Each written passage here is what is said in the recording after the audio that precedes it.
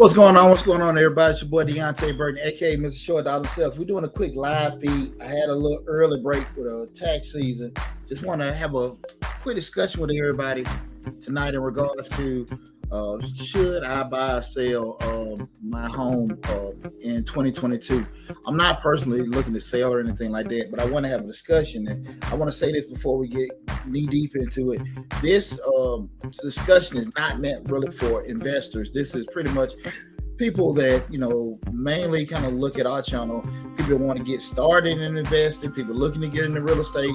Might not necessarily be a first-time home buyer, but you may have your first home, thinking about with all the skyrocketing prices and stuff. You see you got equity in your home. Should you sell your home? You see other opportunities out there for different things. Should you buy you another home and stuff? And I want to just have a pretty much an open discussion in regards to, should I buy or sell my home in 2022? Because everybody looking at the market, everybody got different kind of opinions in regards to how the market is right now, how the market is going, throughout the year and in the future. So I just want to have one of those quick discussions with you guys, since I had a little free time tonight in regards to that. Real quick, I am Deonte Burden, aka Mr. Short Dollar himself. Right now we're streaming live on Mr. Short Dollar. Right now we're on Facebook, Instagram, TikTok, YouTube, and LinkedIn. The main hub is the YouTube channel, Mr. Short Dollar. We got almost 400 videos on the YouTube channel. We cover business, investing, entrepreneurship, and I'm about to forget, and real estate. We got a grant playlist with over 150 grant opportunities, and I'll talk about some of the grant opportunities that we brought in the other day, and even the past couple weeks, and some of the ones we got coming down the pike, along with the contest. The best way to stay abreast of all the information we do have, no matter what platform that you follow us on, go to Mr. Short Dollar YouTube. That's where the hub of all the videos are there. And if you want to apply for one of the grants or anything like that, the application for everything is in the description section of the video. So make sure you go, regardless if you're on Facebook, Instagram, LinkedIn, TikTok, go to the YouTube channel, Mr. Short Dollar, subscribe to the channel so you take advantage of all that great information there. And like I said, all the links and everything is there.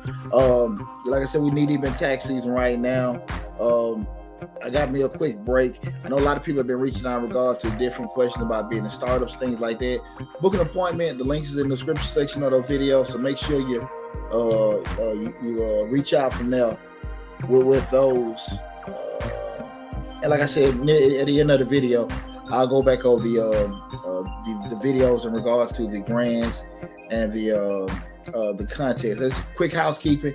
We're going to talk about the real estate market and the housing market and everything. Should I buy or sell my home in 2022? If you have any questions outside of that, grants, startups, insurance, things like that, please hold your questions. It's going to be a short discussion night. Hold your questions, and then at the end of the live feed, I'll open the floor up and answer any question you guys have. What's that? Excellent talk, Deonte. Hey, Deborah, how you doing? Long time no see. How you doing? Yeah, I remember you. Great. Good to hear from you, Deborah. That was one of my old co-workers. Good to hear from you, Deborah. I appreciate you tuning in. Again, tonight, we're having a quick discussion in should I buy or sell my home in 2022? And like I said, again, I'm going to prerequisite. This is not necessarily a discussion for investors, but it is people that are looking to get a toe in investing. Like I said, again, you may be in your home looking, you see you got equity in it, you see the prices out there for, your current home, like, man, this is a pretty good deal. Like, I know what I bought it for 10, 15 years ago, and it's going for almost $100,000 more. Should I go on and, get off of it? So I want to have that open discussion with everyone, because you got the whole gamut out there of people that have a variance of opinions of what you should or shouldn't do in this market. And I'm going to kind of just go through a couple scenarios and also share what my plan is in 2022 going forward in regards to real estate. Okay. First, guys, we know kind of what we're looking in regards, just simple. I got a finance background. So, we start looking at in regards to why in the world some of these prices are going up. And we can have all kind of things in terms of inflation, whatever. But pretty much, this simple example of supply and demand. We know it's supply and demand. If you have a big supply of something and a little demand, the prices will decrease. If there's big supply of something, and I mean a small supply, and a lot of people want it, the price will increase. And that's kind of what's happening right now with the housing market. You see, housing prices are skyrocketing, rental prices are sky high. And I seen a video on TikTok. Young lady was asking why in the world was rent so high in Metro Atlanta, and like people nationwide were chiming in. Different reasons they were saying it was, but basically it's just a matter of supply and demand.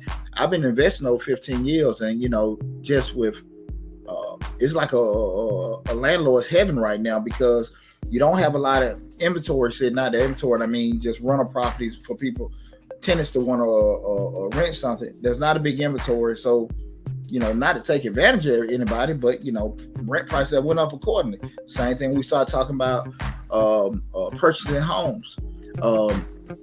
I got a house in Atlanta that I inherited down near downtown Atlanta. That house to me is very, very overpriced, but the market dictates that, not Deonte. So you're looking at a house that probably, I know my grandfather bought that house in 1960 for 30 grand. I would say maybe, let's say 5 years ago, the house probably worth maybe at 100. The house right now is knocking at $300,000, 3-bedroom, 1 bath. I don't even know if it's a quarter-acre lot for that house, but it's right in the hotbed of near downtown Atlanta. And again, because you have this demand for people want to move to downtown Atlanta, and you got a small inventory, price is gonna go up because the demand's like that.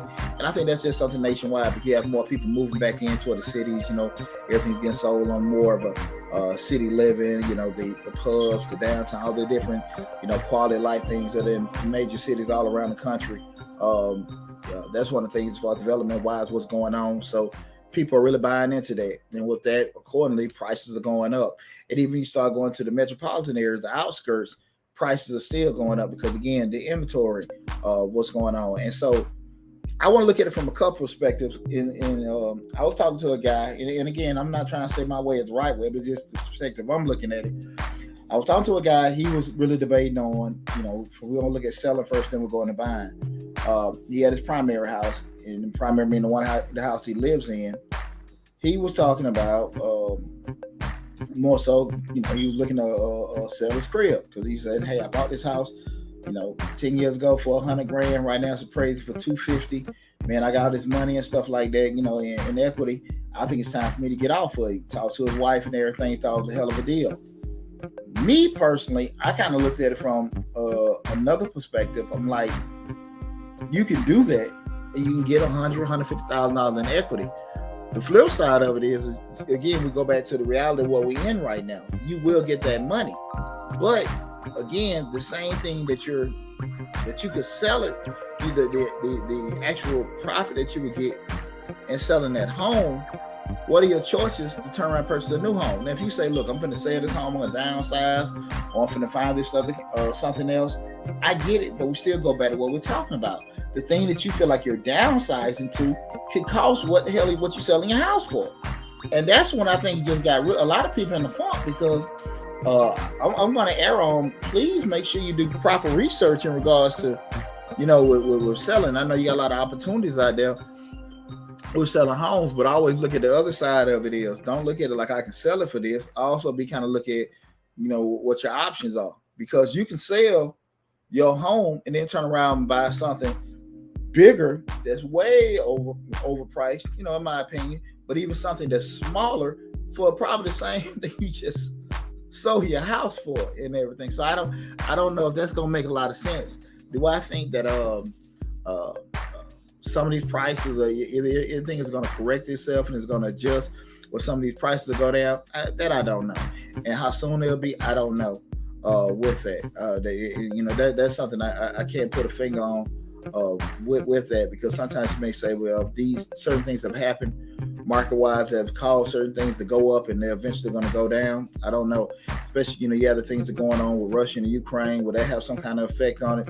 I don't know. You really don't know, because you don't know if it's going to be something short term, long term. You don't know if it's something that's going to affect the market accordingly with it or not. I don't know. All thing I do know is, what's really in front of me, or things that you can just say history has shown you from experience wise.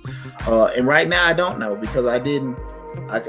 Usually with pricing and equity, things kind of go at a gradual slope. Things kind of went like this, and that's the kind of thing I'm looking at in regards to selling your home. If you sell your home for a certain price, based off the equity that you have, is it worth it in regards to what you're going to do with your home? If you got a plan, say, look, I'm just, I got another place that I live in, or a second home somewhere, I just want to have the money. I get it. I totally understand that, right? Have a run a home or a second home you want to move into. Okay, that makes sense. But if you're moving from a primary to a primary, I don't necessarily know if that's the smartest thing, only because your money isn't going to go as far. You used to buy a house at a low amount, the equity in the house increase, sell it, and then you upgrade. The issue now is just that money that you got from that sale of your primary, it can only cover, quote unquote, a downgrade or a smaller home right now in this market, because the prices have skyrocketed out for houses that are so much smaller. So it's just something to think about in regards to dealing with your primary home. You rental properties. It's kind of like I just said before, in regards to in the scenario, if you have your your primary home and you sell it, and you say, okay, now I want to maybe move into one of my rental properties or a second home.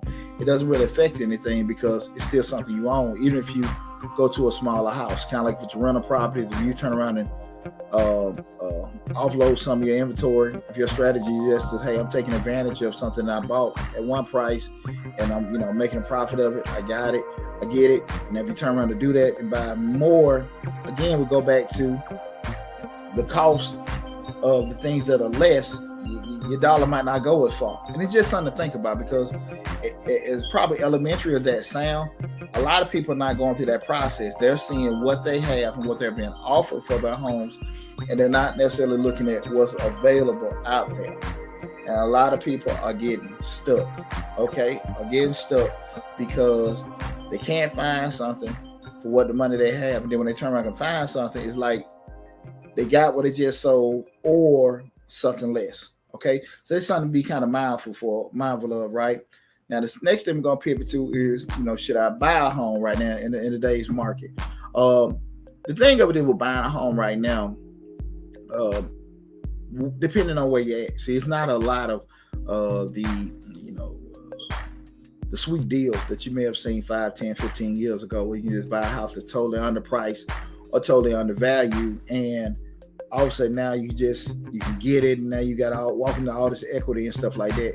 That's not necessarily readily available in the general sense, because everything's just skyrocketed up, right? So the thing that you probably get a sweet deal for, I'm talking about the little house the pigs were staying in that the wolf could huff and puff and blow down. Hell, they overpriced.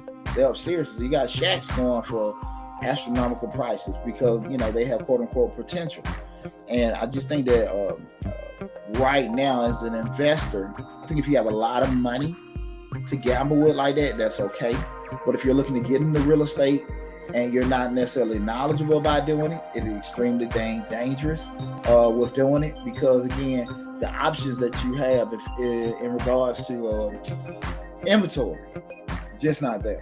So you got to be very, very careful there. Do a lot of homework in regards to that.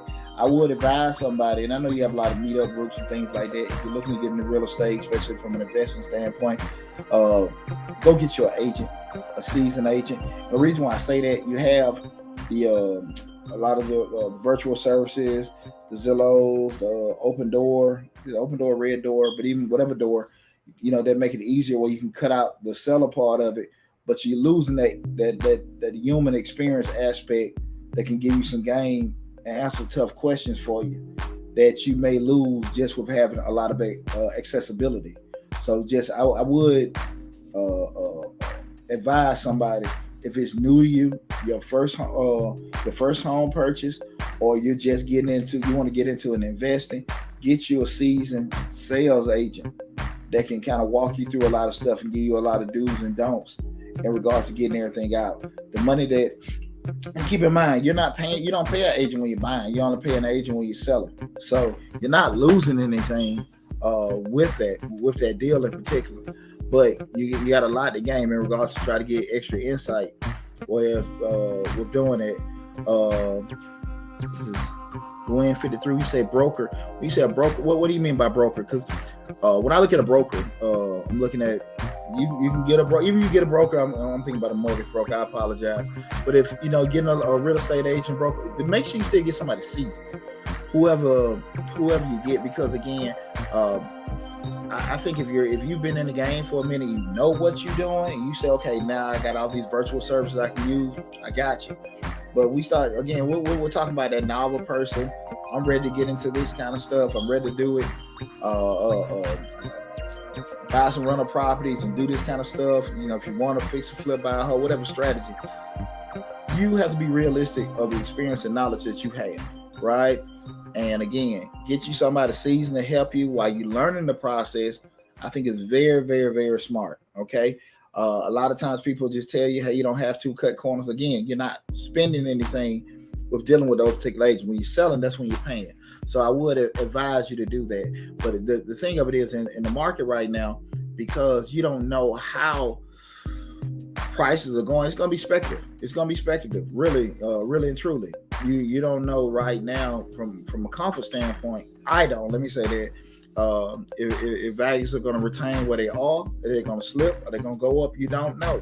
So again, you can maybe just turn around and buy you something that's totally overvalued, right?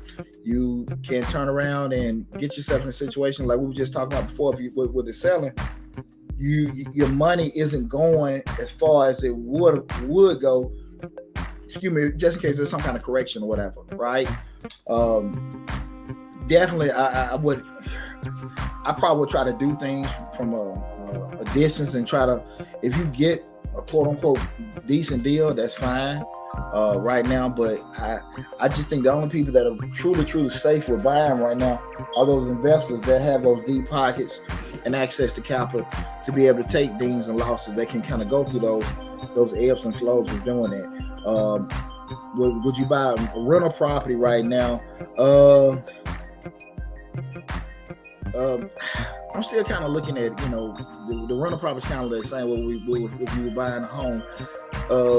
You're banking on the values going up. You're banking on that because, again, I don't see a lot of deals out there. I'm pretty sure there are, but the deals aren't out there that they were a couple years ago. So again, you'll still be kind of speculative in regards to if you get something, would it be able to, outside of just a sweet deal, would it be in a position that the market is going to go up eventually or just correct it? Where it is because this is not nothing that's been gradual with this past housing market. So I don't necessarily know if you better get something at 150 that normally was costing, let's say, $50,000 a couple years back, and there was $50,000 a couple years back, and that spike, will it continue to grow at that pace, or will it kind of just get stagnant like that for a while? I'm not for sure with that. So that's why I say I will maybe be a little bit reluctant. It's just Deonte speaking now. Let me see this. Gwen B53. Market is not good now. It's a buyer's market. You're correct. I will say I appreciate that. Thanks, and thanks for tuning in. I will say this again. I always want to push people to make sure that you do your proper due diligence and you get the right people on your team. I'm old school in regards to when I deal with people. I like to deal with people. I'm about to share with you guys. I got a master in supply chain, so I'm a quantitative, efficiency person. I like that Six Sigma, doing stuff fast and everything. But when it comes to basic business, I like to deal with people. And again, some of the things that you lose with being efficient with the Zillows and stuff like that, it's great if you know what you're doing. Online banking, loans and stuff like that is great if you know what you're doing. If you know the numbers and the metrics to look for, it's great. But if you don't know what the hell you're doing, you need to go sit down in front of somebody and make them and have them talk to you like you're a damn kindergartner, because you have so much to lose if you make a bad step when you start talking about getting into real estate, right? You can damage your credit, you can damage your savings, you can damage your future, you can damage your household if you turn around and make a catastrophic mistake. And I didn't know, and I wish I had, stuff. It ain't gonna fix it. So be very, very careful in regards to what you want to decide to do from an investing standpoint in this particular market. Okay, my plan in particular, what I'm looking at, what I want to do 2022, because I did a big adjustment. I went through a divorce last year, so I spent most of 2021 just getting everything, resettled, get everything calibrated. So getting back into investing in properties this year, my thing was, and I kind of looked from the sidelines, guys. It's just something for you guys to look at. My plan is to get properties outside of Metro Atlanta. When I say outside of Metro Atlanta, some of the ones a little further than South Metro, maybe eastern or north. Those properties may be going for, give example, 50,000, whatever. We're talking about not necessarily trailers, but not too far above them and everything. And just give you guys my thought process with this. I can get properties like that, just say theoretically, if the mortgage is 50,000, just throwing out hypotheticals, the mortgage is 50,000 and I'm renting it out, and the mortgage 50,000, the mortgage payment is 500. I'm renting it out for 700. I'm clearing out $200 a month. Just give you guys an example. Same thing if I have a house in Metro Atlanta, my house may be valued for 200,000. My mortgage is 1,600, but I'm renting out for 1,800, still clearing out 200. The biggest difference, the one in Metro Atlanta and that one I'm talking about on the outskirts, I have potential of the equity increasing. Most of the time in those rural areas, outskirting areas, the equity is not going to increase. It's going to stay the same. But the cash flow is the same, right? And I'm cool with that. So it's not going to affect my balance sheet. My net worth is not going to go up a lot, but my actual cash it can affect my net worth in regards to the cash I have in my bank account. But the cash flow will still be steady, will be about the same. But the option of equity increasing is not there. But with that said, I don't necessarily know the option of equity is going to be here if I get this potentially overpriced product. So that's my thought process. And my other thought process is that the cost to maintain is a whole lot cheaper. Not taking advantage of anybody. I know if I'm dealing right here in Metro Atlanta, because the guy house, I got to make sure I got the hardwood, the granite tops, all the new features, all the major updates, all that stuff have to be there because that's what people want, right? If you want to get market rent, that's what you got to make sure you got these things in the house. I could turn around and slap some linoleum and put a unit in the window and keep it moving on some outskirts. It's not I'm taking advantage of anybody, but they're cool with it. So that's pretty much what I want to do, dabble with somewhat probably after tax season. Definitely by the fall. Make a couple acquisitions to do that. It may not be a good strategy once I get into it. I have a cousin of mine. He doesn't like the idea at all because his thing was the income levels wouldn't be able to. They're so fluctuated in some of those rural areas. But my thing of it is I don't see the risk. Again, a $500 mortgage and we talking about a $1,600 mortgage. What's more easier to carry just in case something goes wrong, right? That's my thought process. But again, once I get to rolling with it, I can come back to you guys and say, listen, the idea I thought was pretty good. It's probably the dumbest damn idea I could have came up with. But that's my plan for 2022 in regards to real estate investing. Let me see if I see anybody in here. What's going on, Bucky B? I appreciate you tuning in, my brother. Are you an investor? If so, do you have a mentor program? I invest just for myself. I don't do anything. I just dibble and dabble with myself, and I've been on that for 15 years, but I don't have any program. I'm an accountant by profession. Make sure you go to the Mr. YouTube channel. We got over 400 right at 400 videos. So we cover topics like business finances, business management, business operations, things like that, but just straight investing. No, I'm not. Just for myself. This is my little personal portfolio. But I love to share information and get feedback from other people because I'm very open and understanding that my lens is my lens. So if you have an experience or something like that I've been experienced with, I'm open to listen to it. But I can tell you what I'm doing. I can tell you why I'm doing what I'm doing, and how it works for me. And that's how I always figure. That's how business work with most people. It's not a best way. You see a lot of videos. You can get this and get this property and do this property and do that and flip this, that, and that. But the world not cookie cutter. Everybody got different constraints when we start coming to the table. Some folks got money. Some folks got good credit. Some people have different restrictions. They have children. They have bills. They going through a divorce. They got somebody sick or whatever they got to take care of.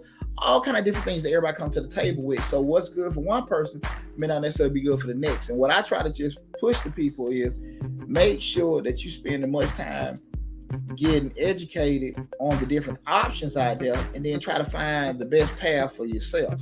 That's the way I look at it, because you may want to do fix or flip instead of buying whole, but you're not in the capacity to do fix or flipping right now. You're just not in it. You don't have the capital, you don't have the connections, you don't have the knowledge to understand, the process of actually rebuilding the house up, have enough connections in regards to just knowing people in code, to the code enforcement, different levels to get things through or whatever. So you might need to just take a step back and just get your house, learn how to be a landlord for a little bit, and during the process, try to make connections or get enough knowledge or capital set up so you can do a flip, right? Some of the videos will tell you it's extremely easy to do. Some things can be, not that challenging we're doing, but it's a lot of gamble associated with it, right? And the adage is the same, the higher the risk, the higher the reward. You got to be realistic about what you can afford to lose. That's why I was mentioning a lot of the investors out there, they can take chances. A lot of people ain't, because they have the money to lose, and they can also make certain deals they can accrue their money back. But if you turn around and gamble your retirement, I don't necessarily think that's the wisest thing to do. If you have good credit, should they try to get a home loan? Good credit is a great word. And the question was, if you have good credit, should they try to get a home loan? I always tell everybody, go talk to the people that's going to get a loan. Go talk to the mortgage lender, talk to the mortgage broker. Let them see your situation. Let you know what options you have out there. That's the path that I always work for me, and that's the path I always push to people.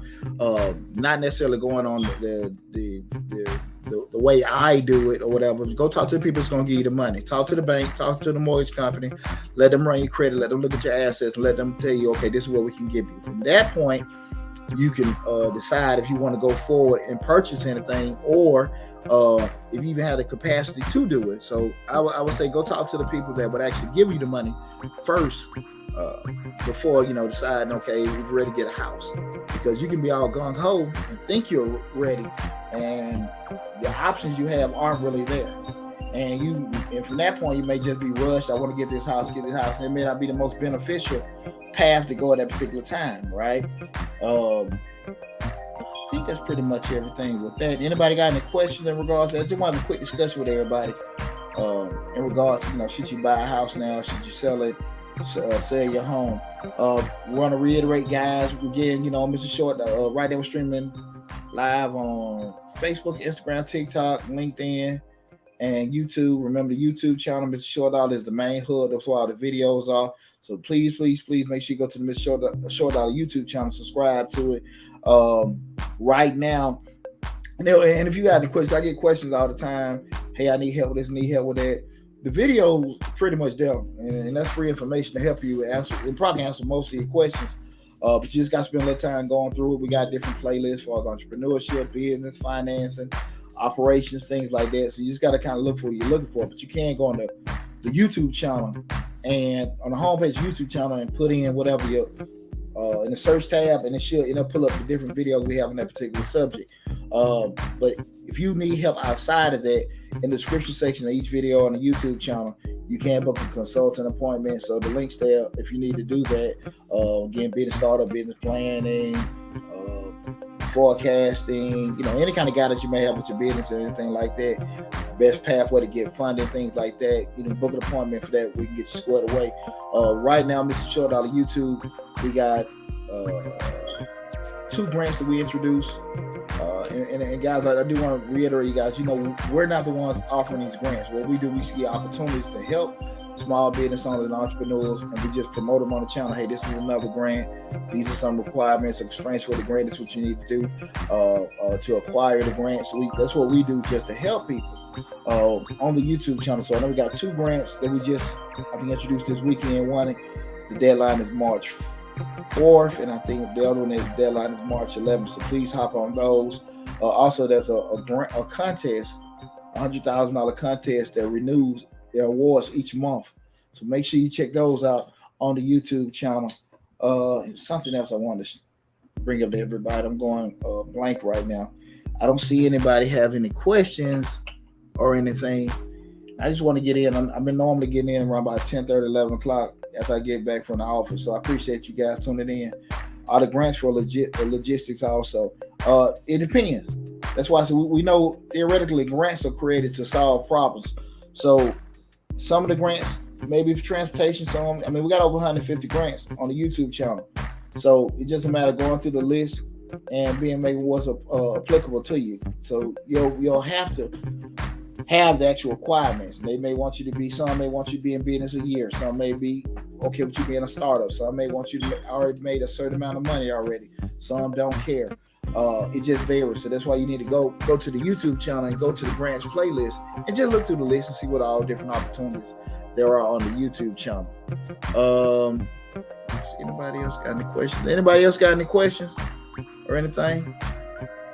And Bucket, man, you can give me a call, but definitely just go to the YouTube channel, Mr. Short Dollar, and check on on that grants playlist, and you'll see what all different opportunities we have on there and stuff. It's a lot of good information there, a lot of good information for you guys to check out. Okay, right now, we open up the how to start your tax business course back in the end of fall. We're gonna really push that out of the tax season and stuff. So I'm super excited about that. Also got a course how to start your own barbershop, how to start your own salon. You guys know I'm a serial entrepreneur, so I've had all these different businesses over the years. So I'm pretty much gonna give you guys the blueprint on how to do that. So be on the lookout for those right now. But in the meantime, please take advantage of all the great information we have on Mr. Short Dollar. Make sure you subscribe to the channel, and please make sure you share, like the videos and everything. But definitely share with your family and friends, people that maybe need the information, because I love helping people. I got a big passion for seeing people, if they want to get in entrepreneurship, they want to get their personal finances straight, they want to learn about investing. I love helping people out and sharing that information. So please subscribe to the channel. I'm about to call it a night. I don't see any more questions and stuff. You guys be safe out there. Good talking with y'all tonight. Talk to you soon.